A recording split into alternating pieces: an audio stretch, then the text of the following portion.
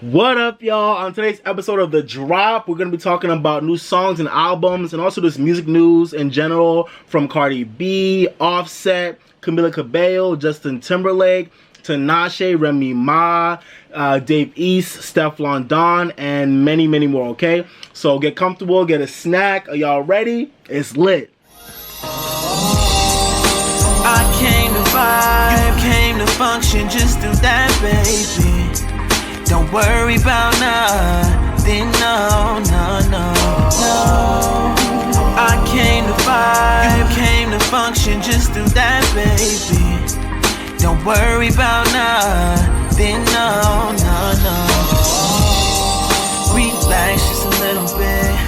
You don't gotta worry, you can Yeah. What up, everybody? It's your boy Bright here, the R&B kid, and you're tuned into an episode of On the Bright Side. And this is also my second episode of my new series called The Drop. If this is your first time on my channel, please go ahead and click that like button right there. If you're on the computer or if you're on the phone, it's right there. Share this video and subscribe to my channel, okay? On the channel, I talk all things music and entertainment while always keeping things positive and always find the bright side of everything.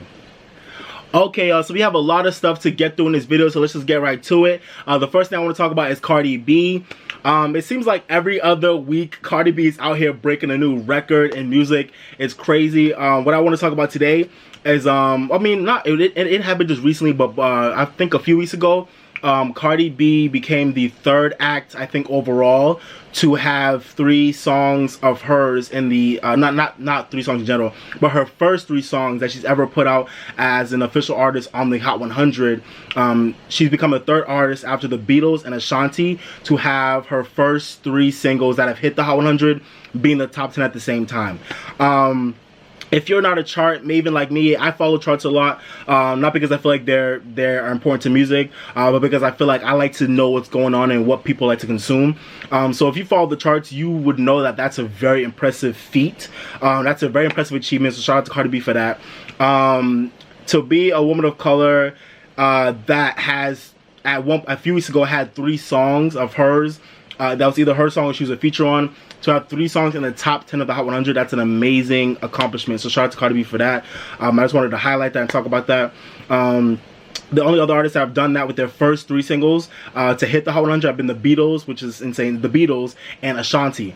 And when this news broke out, I remember it took me back to when I was a kid and Ashanti was like everywhere in like 2001, 2002. Ashanti was like the chick at that time. And I remember being a kid, like she was always on the radio, always everywhere. Everywhere you go, you were hearing Ashanti's songs, you were hearing her voice. Her music was everywhere.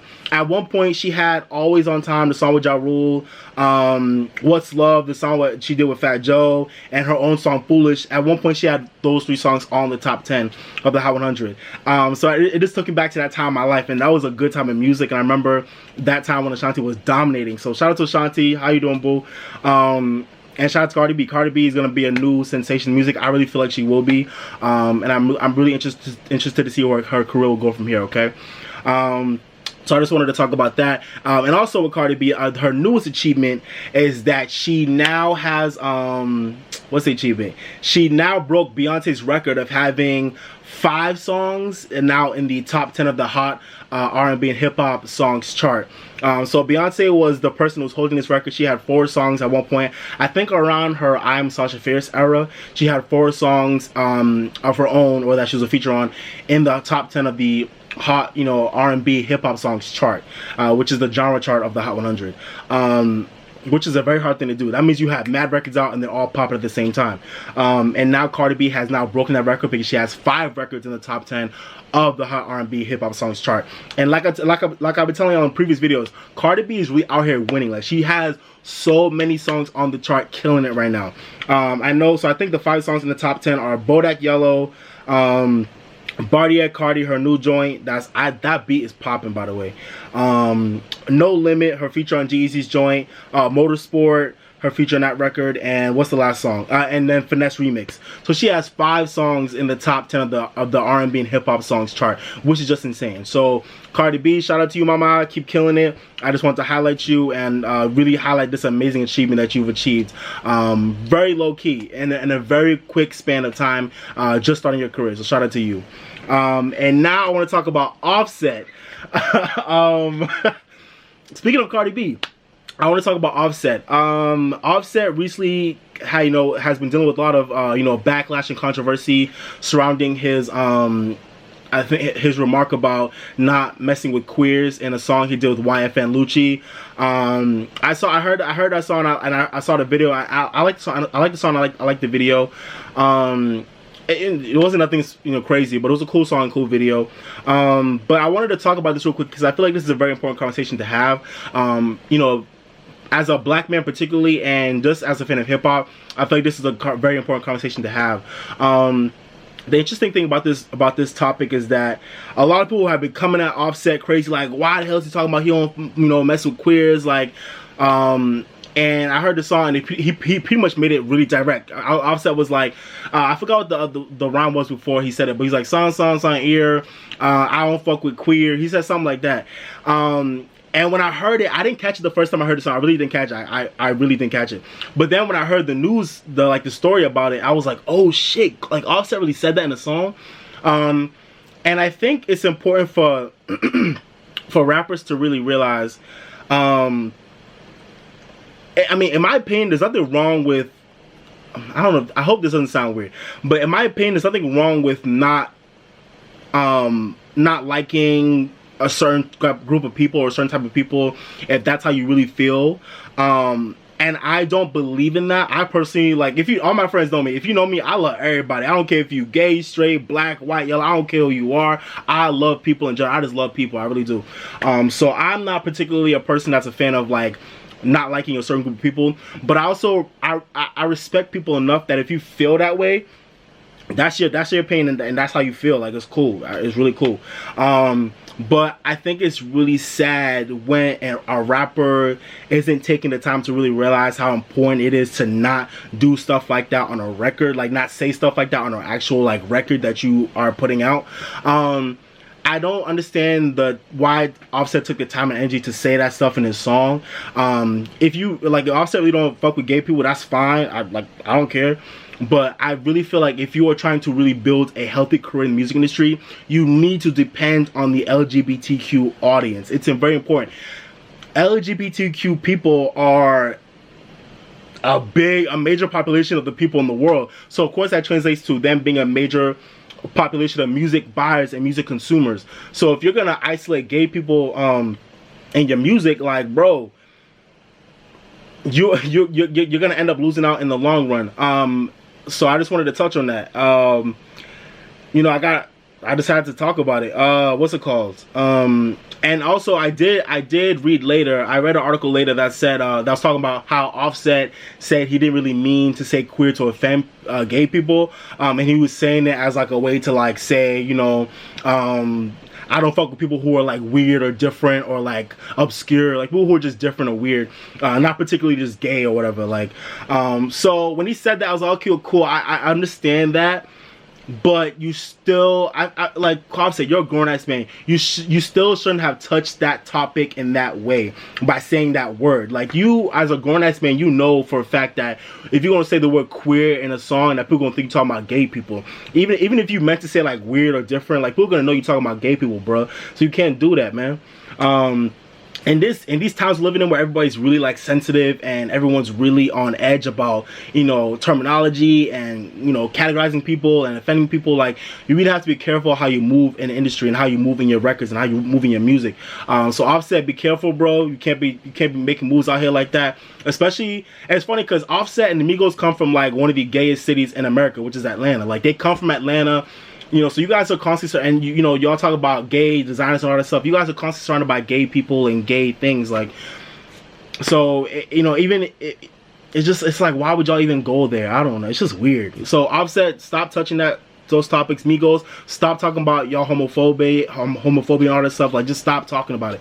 Because at the end of the day, like I said, a person can feel how they feel, and they're entitled to their opinion. You have to respect that. But there's no reason to be bringing that type of stuff into your music just for the sake of a line. I would have rather Offset taken the time to really think of another line for that song that rhyme with ear than saying queer and getting all this backlash when I don't think he meant to offend people. So you gotta watch out for that, bro. All right, cool. Okay, moving on to another topic now. I kind of wanted to touch on Camila Cabello's album. I didn't want to do a whole full review for this album because I feel like I'm going to be putting out a lot of videos in the next few weeks, and I don't want to overload my subscribers. But I just want to touch on this album real quick. I actually really enjoyed this album. I think a lot of people in general, like I think a lot of YouTubers and there's people who review music, a lot of people have not been feeling it that much. But I don't know, I actually really like this album from Camila. She's self-titled Camila. It came out January 12th. And what I like about this album, I think what I like about this album is the fact that it's different. It's not what people really expected. I think a lot of people expected to kind of have an album full of Havanas, you know, like bangers. And I think a lot of people expected like more like up-tempo and like club and radio joints. But what I like about this album is that it's not what you expected. It's not in your face. It has a lot of like more low-key acoustic reflective songs with like a banger or two mixed in there. And what I like about this album is I feel like this album kind of reminds me of how J-Lo was in her earlier career. I know it's kind of corny to compare her and J-Lo, you know, both Latinas doing music, but the connection does make sense to me because when J-Lo first started out in music, like back in the late 90s, early 2000s, she was really finding her sound by mixing like R&B and hip hop like beats and vibes with like a Latin flair in it, and it made for a great combination, and it really allowed for her to pave out a successful career that she had, really mixing a lot of those worlds, mixing like the pop with like the R&B and hip hop world, and then at the end of the day always making sure she had that Latina and that Hispanic flair in all of her music. And it was a great combination of sounds that really like honed the earlier part of her career. And I see Camila kind of doing the same thing, and I like that. Because really Camila is kind of paving her own lane that not a lot of people can really like, there are a lot of people who can't really take that lane and run with it. So Camila has the advantage of being a Hispanic woman, a Latina woman that can like infuse those sounds in her music while also like having like, you know, hard 808 hip hop beats, R&B rhythms and vibes. And I like that she's able to kind of combine all those elements in her music. So I really did enjoy this album. Some of my favorite tracks off this album, after listening to it a few times, have been All These Years. I like that song a lot. She Loves Control. That song should be the next single after Never Be the Same. That song needs to be the next single. I love that song. She Loves Control, I could see that being a big summer bop. I also really love the songs... Consequences is cool. Consequences is a cool ballad. And I also love In the Dark. Besides Havana, which I highlighted Havana in my Bright Side Mix Volume 1. Go check that video out. But besides Havana, those are the songs I really love off the album. But yeah, it wasn't a blockbuster, crazy, you know, masterpiece album, but I enjoyed it for what it was. I just wanted to touch on it real quick, okay? Cool. Alrighty, so the next album that I wanted to talk about really quickly is the This Is Lit album by Michael Trapson. So one of my boys hit me up. Shout out to you, Josh. He hit me up and he was like, yeah, you need to check out this album by this dude called Michael Trapson. It's called This Is Lit. And I was like, what the fuck is this? But then after I saw the album, I was like, oh, I think I've seen a video of this dude on YouTube before, and I have. So this dude, Michael Trapson, I don't know who he is in real life, but pretty much he's this guy coming out kind of like impersonating Michael Jackson if he were to be doing trap music in this era of music. So the album is called This Is Lit, and I'm not gonna lie, I really enjoyed this album. Shout out to you, Josh. Thank you for putting me on, bro. I didn't know he had a whole album. I know I saw a video of I think it was Neverland Dungeon or something like that on YouTube, and I saw that video months ago, and it was so funny. I was laughing like crazy. It was so funny. But I didn't know he had a whole album out, so I checked out the whole album.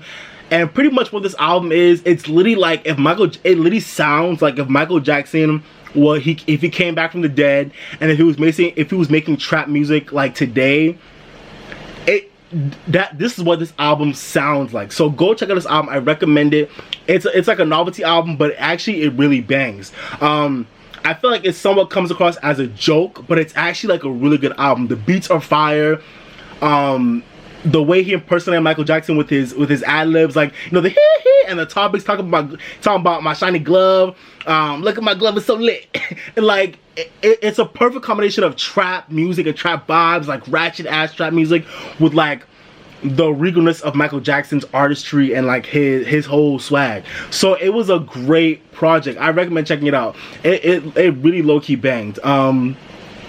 I was sitting there listening to the album. I'm like, yo, this album is a freaking joke, but it actually is low-key banging. Like, oh, okay, look at my glove, it's so lit. He's talking about Billie Jean. Like, Billie Jean, she had thought I didn't want her. Like, he's talking about all kinds of crazy shit on this album, but it is so funny. So I recommend going check it out. I'm just laughing out thinking about it. That shit was dumb funny. Look at my glove, it's so lit. Yo.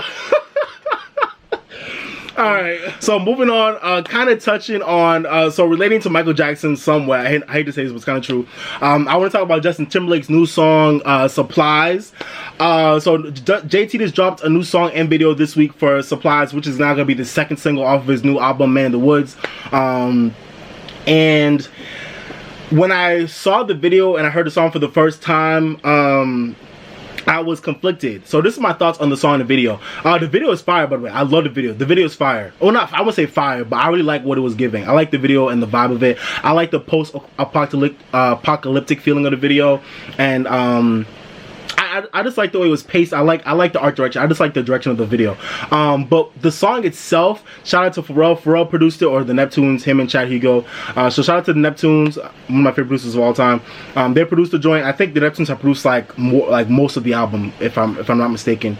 Pharrell and Chad did their thing on the beat. The beat is dope. I love the beat of the song, and I love the verses. And it made me realize that that's exactly how I feel about Filthy. I love the verses and Supplies. I love the beat, but I don't like the hook. And the hook to me just doesn't, it makes sense, but it doesn't feel good. It doesn't feel like, oh my God, this is like a worldwide smash. Like, I can't imagine mad people in the stadium being like, I got Supply. It's like, I mean, they're going to do it regardless because it's a song, but it's like, if I go see JT in concert, I'm gonna feel mad corny being like, yeah, I got Supply, it's like, I'm gonna feel like, why the fuck am I singing this? I don't know. The song's concept and the plot is so cool, talking about, you know, kind of like being the last resource left for your lover, and you know, when the world is ending, and having all the supplies that she'll need so you guys can survive and be in love. It's a cool concept. It's a dope concept. But the hook is weak. And I feel like it's a really lazy hook, and it wasn't fleshed out completely. So I think that, for me, that brought down the song. But I like the video, like I said. And it made me realize that I feel like that's how I feel about Filthy too. I love the groove on Filthy is dope. I actually kind of like the song more now. I trashed it in my first reaction to the video. I'm sorry, JT, but I wasn't feeling it on first listen. But after hearing it more and more, I'm really feeling the groove and the beat of the song.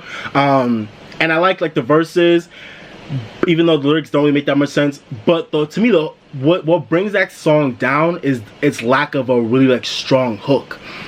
Put your filthy hands all over me. Like, that's the hook. Or haters gonna say it's fake. Like, that, to me, it's a really weak hook. The song is groovy as hell, but this is a weak hook. So I'm wondering if we're gonna keep on. I wonder if the rest of the album will sound like these songs, whereas the beats are dope, the verses are dope, but the hooks are weak or don't make sense. And the hook is low-key the most important part of a song, especially for a pop artist. So the fact that JT is having these weak hooks is really making me worried for the album. But like I said before, I'm gonna review the album when it comes out. I think it will be good, but I'm just a little bit worried that he really took a lazy approach to really crafting good hooks for this album, to kind of act like he's all deep now, but it's, I don't know. So we'll see what the album is like when it comes out. I'm gonna review it, but for now, Supplies, I like the video, I love the beat, I love the verses, but lazy hook. Okay, y'all, so now I just want to talk about some more singles that came out and some more albums that come out. I'm gonna try and just breeze through them really quickly. So the first thing I want to talk about is Tinashe. Tinashe just dropped a new song with Offset called No Drama. I love this song. Tinashe, thank you. Yo, listen, you know I'm so happy, you know I'm so hyped. I love Tinashe. I've been a fan of Tinashe since 2013. I love Tinashe. A lot of people don't like her. A lot of people think she's not gonna blow up. If you feel that way, that's cool. Let me know if you don't like Tinashe. Let me know why in the comments. Because I really want to know why people don't like Tinashe. To me, she's never really given people a reason to not like her. She's a good singer, not a crazy vocal, but she's a good singer, great dancer. She looks good. She makes good music. And she minds her business. So I don't really understand why people don't like her. I know people were really not feeling her after she made those comments last year about why she hasn't been popping in the industry, because there's only room for a few female R&B chicks at a time. my thoughts on when she said that, she's right. She had a point. She has a good point about that. But it's also not the only reason why someone like her can't pop off in the industry these days. So she was right and wrong about that. But just in general, I love Tinashe, and I've really been worried about her in the past few years. I want to say from 2016 to 2017, Tinashe was putting out flop single after flop single. She was really trying to go for like the pop audience and really making these pop records that I just thought were whack. I hated Super Love. I hated what was it, Flame. I hated those songs. The Super Love had a good video. That was a good video, but the song is terrible. So I really wasn't feeling a lot of what Tinashe was putting out in the past few years, and it disappointed me because I love the Aquarius album. I think is one of my favorite albums of like at least of 2014 when it came out in that year.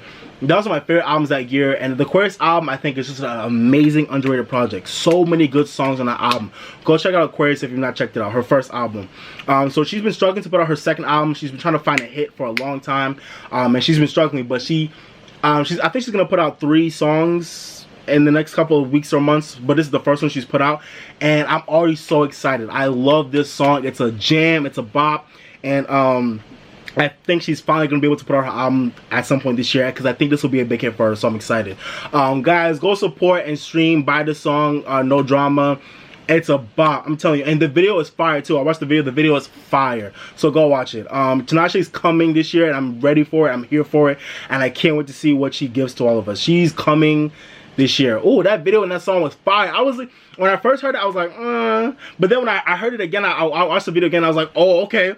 We don't want no drama, ma. I was like, oh shit, hey, put that ooh la la. Yo, that song is a vibe. So go check that song out. It's a jam.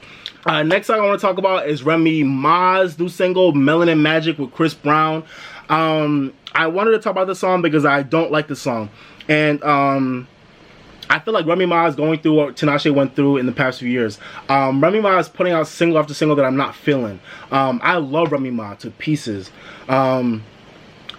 I didn't like that Wake Me Up joint with Lil' Kim. That Wake Me Up joint with Lil' Kim was a fail.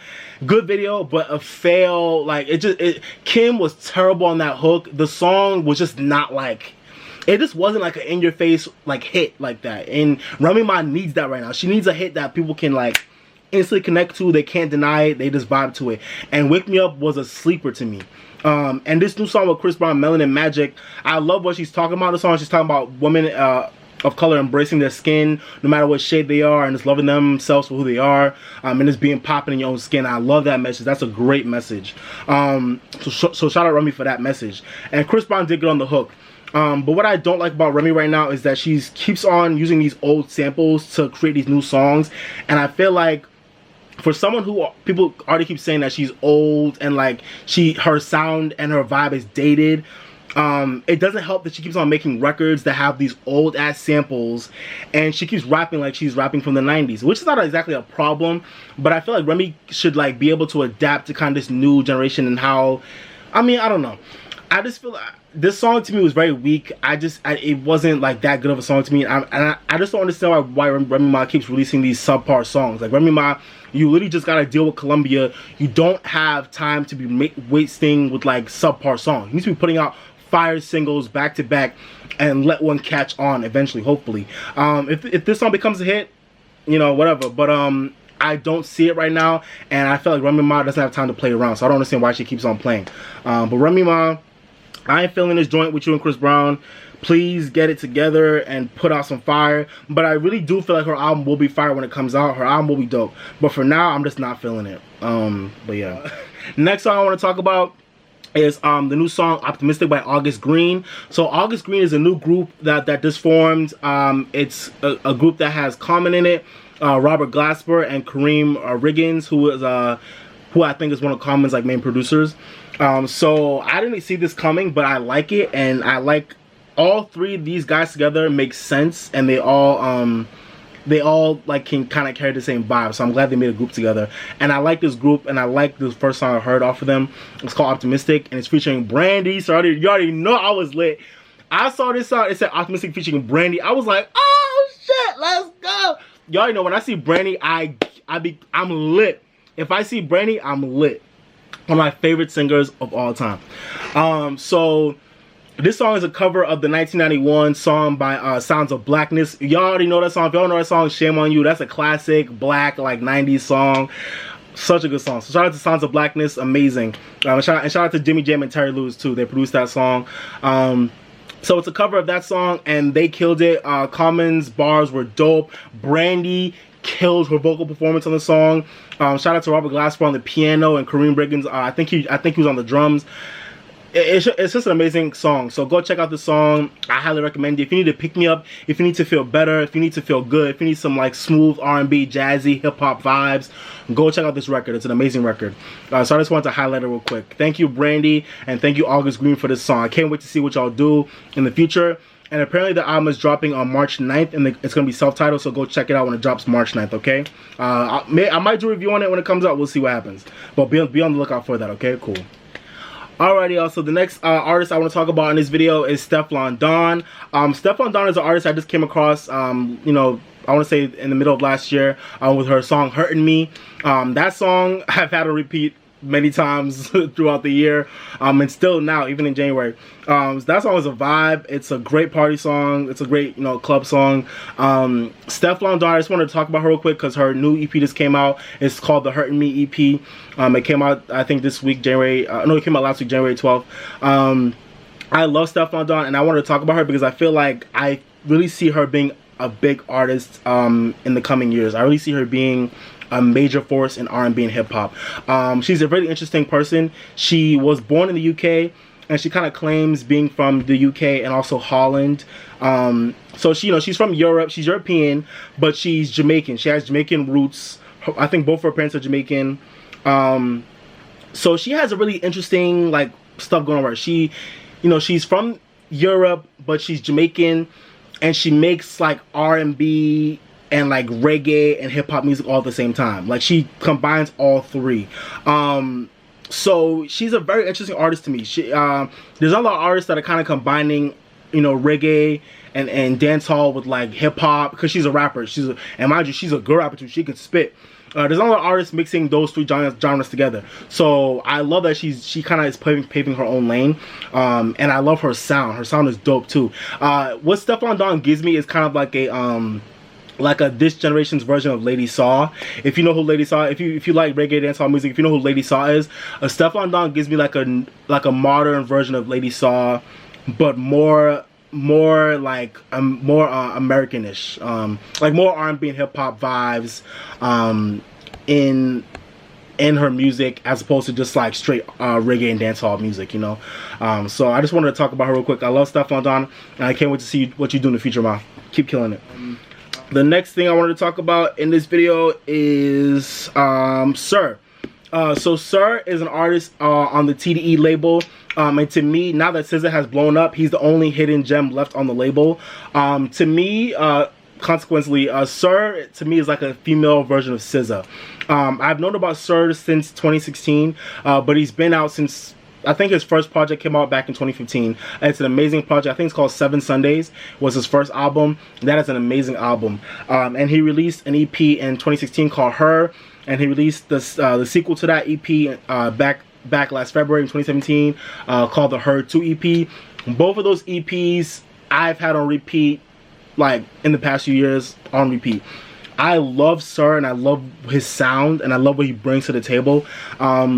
If I were to describe Sir, I feel like Sir is like like I said, a male version of SZA, but not as abstract and not as reliant on like electronic and alternative like vibes in his music. He has more traditional R&B, soulful, sonic, you know, soundscapes throughout his music. But he kind of has that same like neo soul, like late night vibey R&B vibe that SZA has. So I love him, and I feel like he really makes the TDE label more well-rounded and more complete, having a male singer. So I love him, and his new album just came out called November. It just came out today, January 19th. So I really wanted to talk about it. I still need to listen to it more. I heard it one time, and I'll admit, off of first listen, I really wasn't feeling this album as much as I was really feeling a lot of his older projects. To me, this album wasn't as like I don't know. It doesn't catch me off a first listen like his older projects did. But I'm gonna keep hearing it more and more to kind of get my full review. Let me just pull up the album right here. Yeah, I didn't really like the songs I Know and Better that much, but maybe I like them more as I listen to them more. But I love the songs Something Foreign and Something New. Those songs he released previously before the album came out. He released them last year, and I love those songs, especially Something Foreign. Those songs are just dope, like neo soul, vibey instrumental songs. So yeah, this album just came out. Go check it out. I recommend it. If you're not loving this album, at least you'll like his previous work. This album was supposed to be pretty much kind of like a love story mixed in with being like a space odyssey. So it kind of has like a space extraterrestrial theme, but it's like a love story at the same time. So it's a cool concept. I don't think I enjoyed it off of first listen that much, but probably with more listens I'll enjoy. So I just wanted to talk about it real quick. Alright, so yeah, Sir, I love him. Go check out that album, okay? And the other album I want to talk about that dropped today is Justine Skye's album called Ultraviolet. And kind of similar to Sir, I also wasn't feeling this album from Justine Skye that much as opposed to her previous work. Justine Skye has been around for for a few years now. And she just recently signed to Roc Nation, I think last year.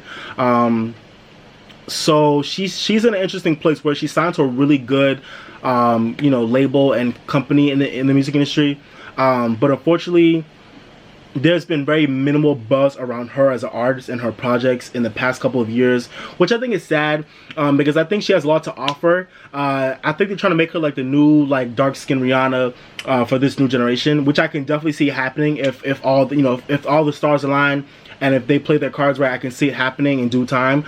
But just right now in present time, I really like a lot of Justine Skye's older projects, but this Ultraviolet album is her debut album, which made me sad because it's her debut album, and I feel like it wasn't that good. The reason why I didn't like this album is because I felt like she was making like a trap infused. It almost seemed like she was forcing her album to be like a very current album, like a very trap infused. Talk about how much I want to fuck this dude and how much I'm gonna pop it on you and how much. It seemed like every other song was talking about that type of shit, and I just wasn't out. It wasn't convincing, because on a lot of her previous projects, she's not really sounded this basic. So I feel like she was just trying to sound this way to kind of get more of an audience, because she knows the trap sound and the trap vibe is really popping right now. But I really wish Justine Skye really stuck with her guns and really stuck with her true sound. And I feel like the problem with this album is that after you listen to it, you don't really know who Justine Skye is at the end of it, and you don't really know how she stands out from the pack, because there's a million girls out here making the kind of music she made on this debut album. So I really need for Justine Skye to Roc Nation. I need for y'all to really get a better handle on what Justine Skye's sound is going to be and how she's going to be different from everybody else, because Rihanna did not become Rihanna by doing what everybody else was doing around the time she was out. She was a pop chick, but she had her own type of lane, and she was very versatile too. She was very versatile, so that allowed her to blow up. Justine Skye did not show her versatility on this album, and she did not show how she can stand out. So that's my qualm with this album. But on the bright side, I really did like the songs You Don't Know. I've loved that song since it came out back in 2016. That song has WizKid on it. I really like the song Don't Think About It. Yeah, those are my favorite songs off the album so far. But other than that, I wasn't really feeling this album, but I'm gonna check it out more. But for now, it wasn't the best to me. Alright, y'all, so the last few albums I want to talk about, the first one is Dave East. He just released his P2 mixtape, which is the sequel to the Paranoia EP that came out last August. So I love Dave East. I think Dave East is one of the dopest spitters out here right now in hip-hop. But he has a thing about him where I feel like people just are not... He doesn't have, I think, an aura about him that attracts people to him and to check out his music and to see what he's about. And I can understand why, because he's very low key, and he's just really not about the industry bullshit. But he's an amazing spitter, one of my favorite low key out here. Dude can rap his ass off, and every time he spits, you just feel like it's always real and authentic. And to me, he gives you like that 90s like hip hop feel, but in today's age. And I love that he's not afraid to kind of just be like, he's not worried about hooks, he's not worried about radio records, he's not worried about mainstream sound. He just wants to put out good hip hop that's gonna sound dope, which I respect. But this new P2 mixtape, I would say I was probably feeling like half of the tracks. I think the mixtape started out well, but then towards the end, I want to say like towards the middle and the end, it kind of got boring a little bit. But mind you, I only heard it one time. But yeah, it was really good at the beginning, and then towards the middle and the end. No, towards the middle, it kind of got whacked. The final two tracks were good. I like the final two tracks. But that middle, I want to say from track 6 to 13, I really wasn't feeling a lot of songs besides track 10, and maybe even track 11 too. But yeah, I wasn't really feeling a lot of these songs like that. But I still think Davies is one of the dopest dudes out here, so I'll give that to him. But I just wanted to highlight this mixtape because I feel like Davies don't get that much promo, and I wanted to shout him out because I think he's a dope dude. I think he's a dope rapper. Off of first listen, I think some of my favorite tracks off of memory, I think, were Talk to Big.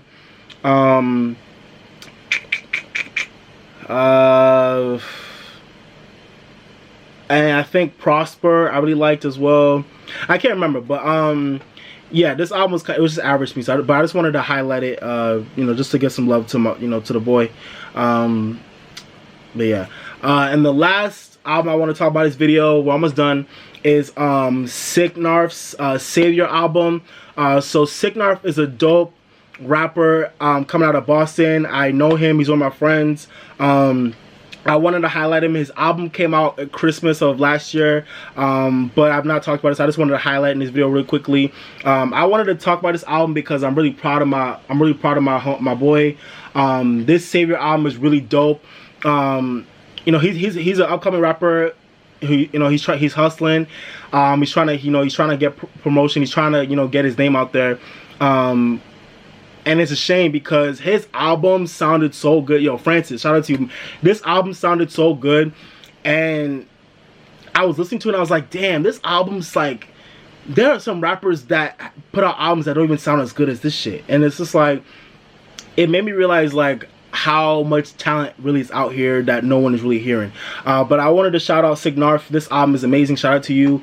Some of my favorite tracks off this album, I want to say, I think the Prelude, the first track, I love Shine, I love Money, I really like Dedicated, and I really like Garden and Untitled, the last two tracks. Honestly, a lot of these tracks were just fire. So I really wanted to highlight this album.